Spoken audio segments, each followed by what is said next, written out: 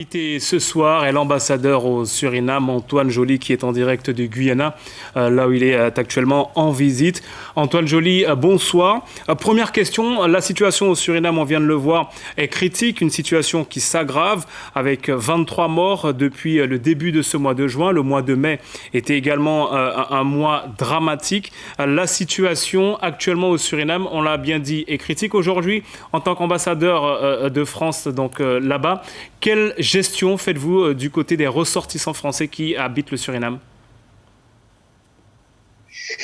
Écoutez, depuis déjà plusieurs mois, nous avions demandé la possibilité de vacciner la communauté française, qui n'est pas très importante, à Saint-Laurent-du-Maroni. Et donc, nous avons depuis plusieurs mois pris les devants en vaccinant, et désormais la petite communauté française du Suriname, en tout cas celle qui a été volontaire, parce que tous ne l'ont pas été, ont pu être vaccinés à Saint-Laurent-du-Maroni. Donc, du côté de la communauté française, nos inquiétudes sont plus faibles, même si évidemment nous sommes vigilants et nous sommes attentifs à toute situation qui pourrait se détériorer. Mais pour l'instant, nous n'avons pas de difficulté avec la communauté française en tant que telle.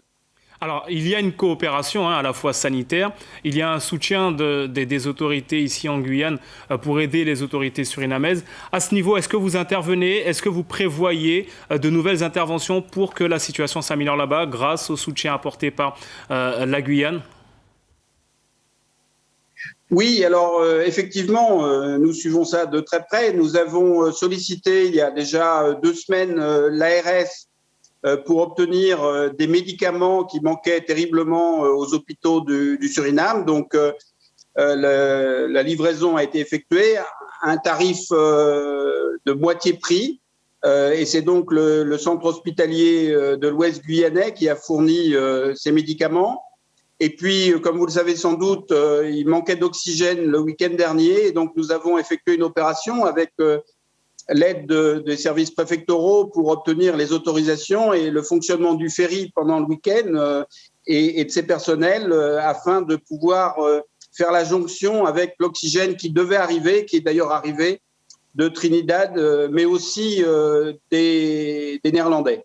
Donc, et nous avons bénéficié d'un vol militaire qui était prévu pour le Guyana et que j'ai moi-même emprunté pour venir au Guyana, mais qui était prévu pour les militaires dans le cadre d'un exercice régional.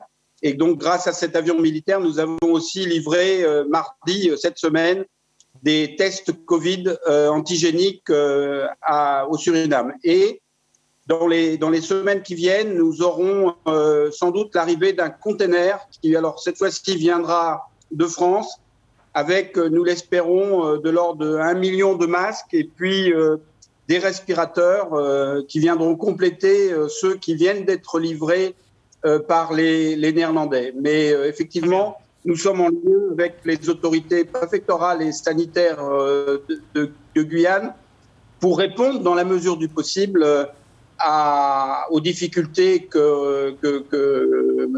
auxquelles sont confrontés nos voisins. Il existe par rapport au centre hospitalier de l'Ouest guyanais, visiblement, puisque l'information circule, une filière qui organiserait donc une arrivée de ressortissants du Suriname pour se faire vacciner au centre hospitalier de l'Ouest guyanais. Est-ce que vous avez eu cette information? Que pouvez-vous nous dire à propos de ce dossier? Alors, je l'ai lu, je n'ai pas d'informations officielles sur ce trafic. Vous savez que la frontière, malheureusement, est poreuse et qu'elle est souvent traversée par les Surinamais.